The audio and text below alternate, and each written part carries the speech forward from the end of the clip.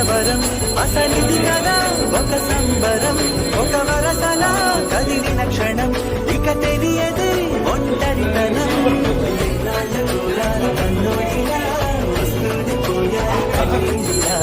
ఇల్లంత మారింది సందడిగా మీరంతా విందాని వందేమిరా మనవారే వెనకుంటే మరణాన్ని నరికే మనసంతా వెలుగేన ఇక చీకటెళ్ళింది తెల్లారి నవ్వుతోనే 10 మంది